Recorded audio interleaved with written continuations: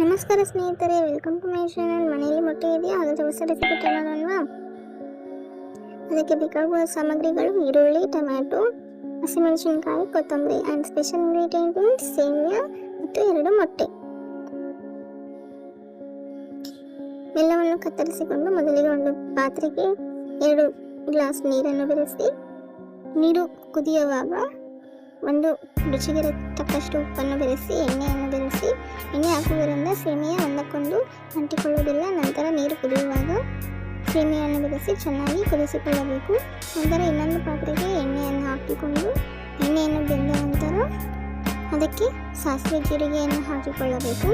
ಅದು ಸಾಸಿವೆ ಜೀರಿಗೆ ಚೆನ್ನಾಗಿ ಚಟಪಟ ಎನ್ನುವರೆಗೆ ಬೇಯಿಸಿಕೊಂಡು, ನಂತರ ನಾವು ಕತ್ತರಿಸಿಕೊಂಡು ಹಸಿಮೆಣಸಿನಕಾಯಿ ಹಾಕಿಕೊಂಡು ಅದನ್ನು ಚೆನ್ನಾಗಿ ಕಲಿಸಿಕೊಳ್ಳಬೇಕು.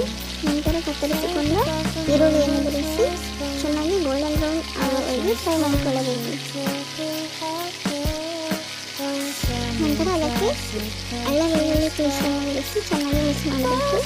ನಂತರ ಅದರೊಂದಿಗೆ ಟೊಮ್ಯಾಟೊ, ಕೊತ್ತಂಬರಿ ಸೊಪ್ಪು ಅನ್ನು ಹಾಕಿ ಚೆನ್ನಾಗಿ ಮಿಕ್ಸ್ ಮಾಡಿಕೊಳ್ಳಬೇಕು. ನಂತರ ರುಚಿಗೆ ತಕ್ಕಷ್ಟು ಉಪ್ಪು, ಮೊದಲೇ ಸೇಮಿಯಾದಲ್ಲಿ ಹಾಕಿರೋದ್ರಿಂದ ಉಪ್ಪನ್ನು ನೋಡಿಕೊಂಡು ಹಾಕಿ, ನಂತರ ಟೊಮ್ಯಾಟೊವನ್ನು ಹಾಕಿ ಚೆನ್ನಾಗಿ ಮಿಕ್ಸ್ ಮಾಡಿ ಟೊಮ್ಯಾಟೊ ಸಾಫ್ಟ್ ಆಗುವವರೆಗೆ ಕಲಿಸಿಕೊಳ್ಳಬೇಕು. ನಂತರ ಟೊಮ್ಯಾಟೊ ಸಾಫ್ಟ್ ಆದ ನಂತರ ಅದರೊಂದಿಗೆ 2 ಮೊಟ್ಟೆಯನ್ನು ಒಡೆದು ಹಾಕಿ ಮೊಟ್ಟೆಯನ್ನು ಚೆನ್ನಾಗಿ ಮಿಕ್ಸ್ ಮಾಡಿ.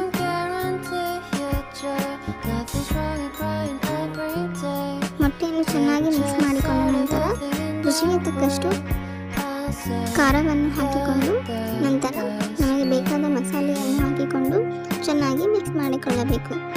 ನಂತರ ನಾವು ತೆಗೆದಿಟ್ಟುಕೊಂಡ ಸೇಮಿಯಾವನ್ನು ಹಾಕಿ ಚೆನ್ನಾಗಿ ಮಿಕ್ಸ್ ಮಾಡಬೇಕು.